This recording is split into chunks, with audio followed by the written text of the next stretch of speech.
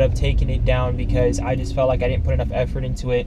I did rush it. The edit was rushed. Everything was rushed. As soon as I put it out, I had a lot of my subscribers automatically disliking my videos. And the fact is that I actually was really happy to see people dislike my videos. That means they're not just, liking my videos to make me happy.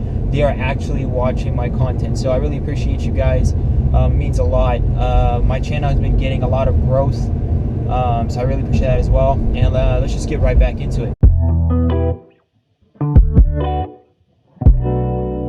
This video, if you can see from the title, it talks about why I think a 2006 BMW is better than a 2015 or 2016 Nissan Sentra, Nissan Altima, Honda Civic, Honda Accord.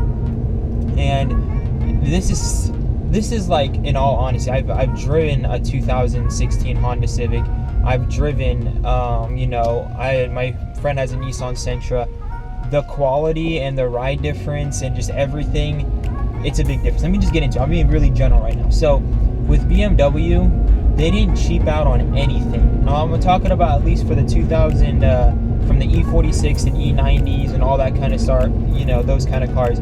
They didn't care about gas. They didn't care about anything. They just wanted to build a quality car. Now this car, everything is beautiful. The quality of everything is beautiful. Everything functions beautifully. It's just such a well-rounded car. Now before this, many of you guys didn't know that I used to own what's it called? A Corolla. It was a 2012 Corolla XRS, I believe. Yeah. So it was a 2012. This is 2006. So this is already 6 years older than my Toyota Corolla. So the Toyota Corolla, when I owned that car, it was my first car. So of course I was happy. But then I got a chance to drive my friend's 328i Coupe E92, and there is literally no comparison. Like, it's basically like driving a trailer and driving, a Lamborghini.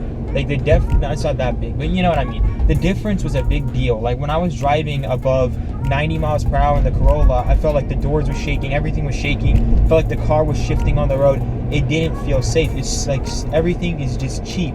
And when you rest your arm on the thing and you try to get up, my elbow literally goes into the door panel. It's like, the quality of everything is cheap. Now the engine, Japanese cars have literally one of the best engines.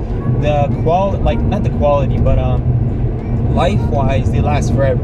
But then again, German cars also last forever, and that's an understatement. Many people think that German cars tend to break down super early, and gotta have tons of problems in the future. Now that isn't true, as long as you take care of the car. Now, when they say maintenance, they literally only mean maintenance. Like, this car can last maybe 300,000 miles easy, as long as I keep up with the maintenance and I don't cheap out on anything. I pay for the premium gas, I take it on its services and all the oil changes, and this car will last forever. It's a very, very sturdy car.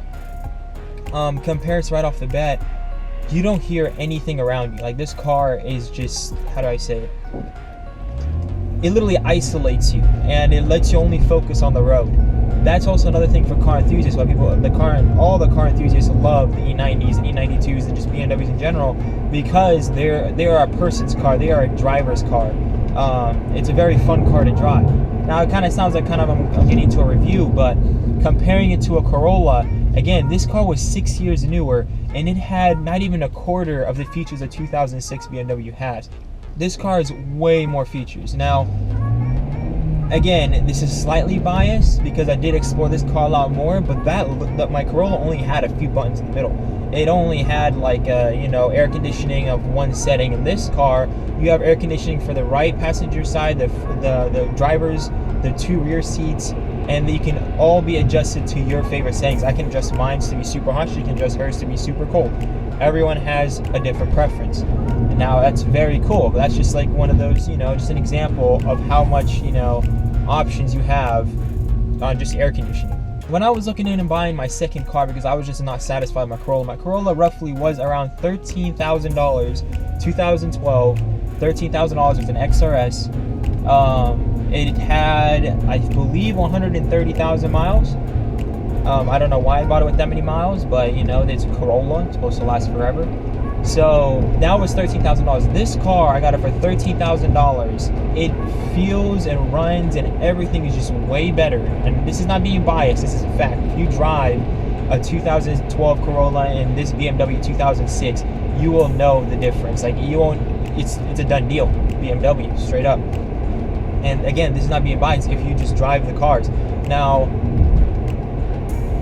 this car was roughly around $13,000 as well. So out the door it was like $13,600, but the price tag was $13,000. Now this car came with 60,000 miles. I would actually use 58,000 miles to be exact, and it rides like new.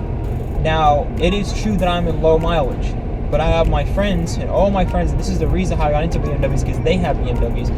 Their mileage are like crazy. They're like 180, 190 on a BMW, and their car is running very, very nice. This is what I drove theirs to compare to my Corolla, and that's what got me into BMW. I mean, just going from the steering wheel, the leather, the grip, everything, to like the center console, to the dashboard, to the navigation, all the features you have. You can even check your service info, what's due, all on your dash. Just the way it handles everything about this car, you're getting it for a very fair price. Now, getting a car for around $13,000 or 60,000 miles, I would think, you know, this car when it first came out was around $40,000. So getting a car that was $40,000 at one point for $13,000, and it's basically like new, like 58,000 miles is new.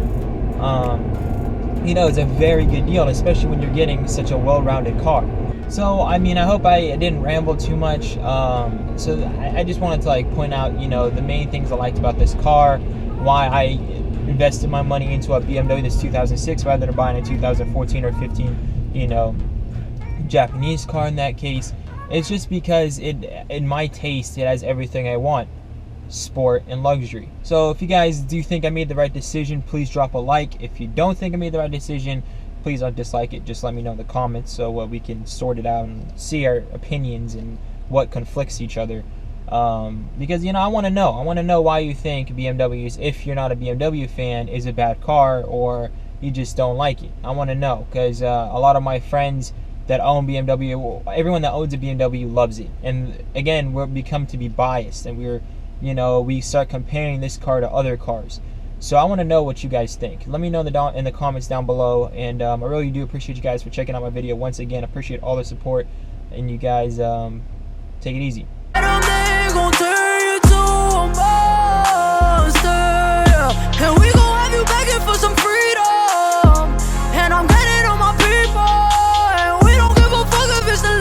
Cảm ơn các bạn đã theo dõi.